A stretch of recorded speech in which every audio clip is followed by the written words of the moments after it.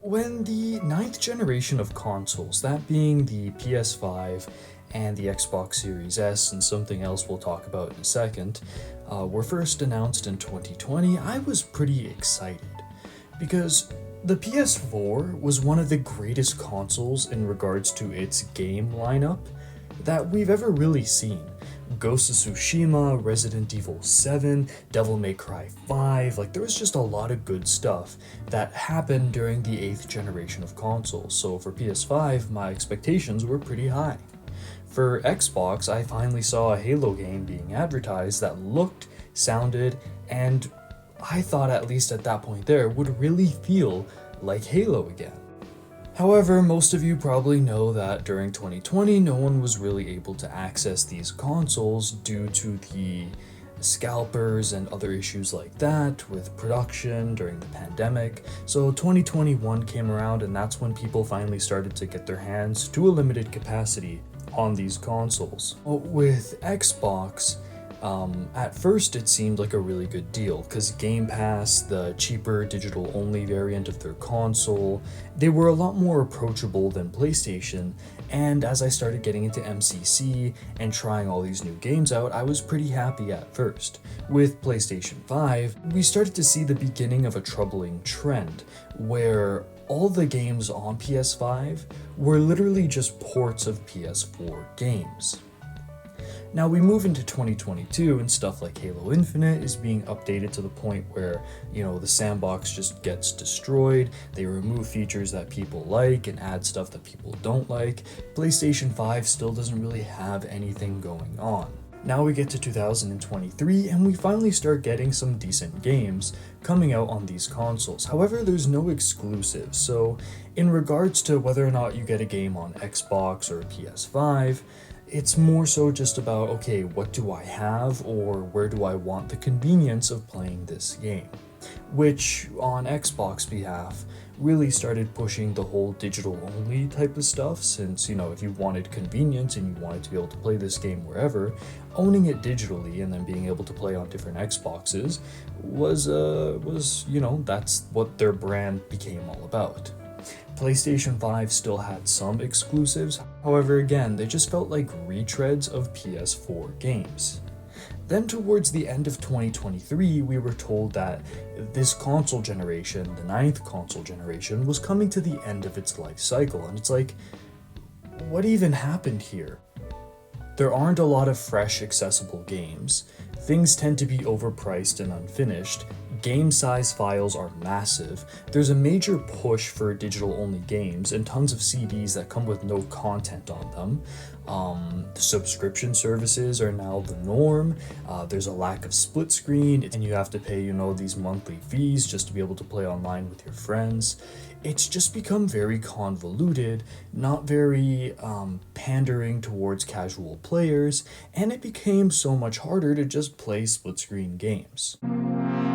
That's it. That's it. Oh my God! Now, I don't know if all of you guys remember, however, a couple of years ago, I made a video talking about why I didn't like PC. I didn't like PC because of the digital-only nature. I didn't like how there were all these different online services and it felt very convoluted to get into with, modding and supporting for this and having to buy other computer parts just to get certain games to run, and how there was just not really any kind of split screen. However, we get here now to 2024, and all of a sudden I see on PC you can play online games without having to pay for a monthly subscription.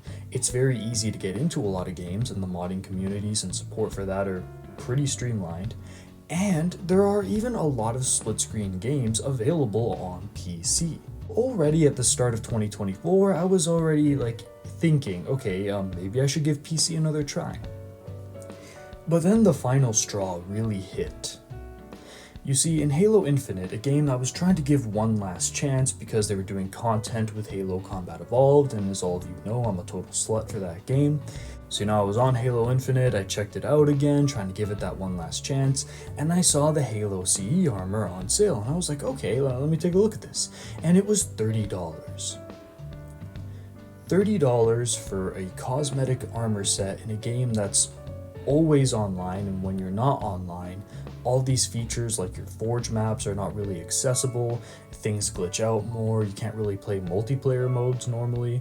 So $30 for a cosmetic in a game that when its servers go offline is pretty much going to be inaccessible just did not sit well with me. It gave me flashbacks to original Warzone, another game that got butchered during the 9th generation console's live service models. And in that instance, I got up, I walked over to my laptop, and I bought Halo Combat Evolved for $10.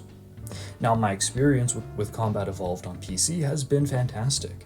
The modding has created a lot of fresh experiences, new multiplayer maps to try out, cut content being added back in. I've even messed around with debug menus and have tried to spawn in enemies on multiplayer maps to a limited degree of success. I can play online with my friends, doesn't matter if they're on Xbox or PC, except now I don't have to pay $30 every month to do so. And while I feel like talking about Halo mods should be a video all on its own, the experience of Halo 1 on PC has been much nicer to my experience with MCC on console. It's been cheaper, it's been more fun, there is more content, there is less microtransactions I need to interact with, and that was the moment where I was like, okay, you know what, I'm giving PC another chance. So another game I've been playing, mostly with my brother and his friends, is Project Zomboid. Now, Project Zomboid is a hardcore survival game. I do not like hardcore survival games. I do not like having to go through all these menus just to scratch my character's balls, because if I don't, a depression meter will go up and I'll have to start running slower. I hate that kind of shit. However, through modding, we've been able to turn Project Zomboid into more of an action-adventure game. Dare I say even a kind of tactical shooter, where I can be covering my brother while he's going and looting certain stuff or doing all the boring survival stuff I don't like. And we have to cover each other's reloads, you gotta clear corners because the game uses a cone of vision system. Like, you know how in Metal Gear games your enemies have a cone of vision? Imagine if that applies to you. You actually have to turn your character around to see what's around you within this cone. So when you're clearing corners or dealing with interiors, it's actually a very tense atmosphere. And honestly, I wouldn't be surprised if I saw a tactical shooter use this kind of top-down cone of vision system, because it's very easy to make, very easy for any kind of computer or console to run, and while games like Ready or Not are pretty cool, this is split screen and it's a lot more accessible. So yeah, if you're out there developing a tactical shooter, consider this kind of viewpoint and check out Zomboid and see how these mechanics actually play out, because it's really freaking cool. And a whole bunch of other stuff that I'm really just starting to scratch the surface on. But if there's one big thing I can get out of my experience just dipping into PC with my shitty laptop, is that it's a much more user and consumer-friendly experience than playing either on PlayStation 5 or on Xbox. So at this point, you're probably thinking, alright, Pliskin, so your point is that consoles suck now and PC is the way. And here's the thing, no. During the 9th generation of consoles, everyone says started in 2020, it actually started closer to 2017, with the release of arguably the greatest console ever made, the Nintendo Switch. Now, the Nintendo Switch is everything I love in a video game console. If we take a look at other video game consoles that I've loved throughout the past, you take a look at the original Xbox, you take a look at the PS3, and you take a look at stuff like the N64, which I've only recently started getting into. And what you'll see with all of them are multiple controller ports, or the ability to connect, up to 4 controllers at the same time. You'll see capabilities for, social play as well as single player play. And you'll see an emphasis on fun games rather than large, bloated, technical demos. The Nintendo Switch gives you the option to play how you want to play. Are you into single player games? Because the Nintendo Switch really panders to that. Do you like playing single player games on your couch? You can play this like a normal console. Do you miss the days of using your Nintendo DS or your PlayStation Vita? You can play this as a handheld. Specifically, you can play the same games as handheld or as normal console games.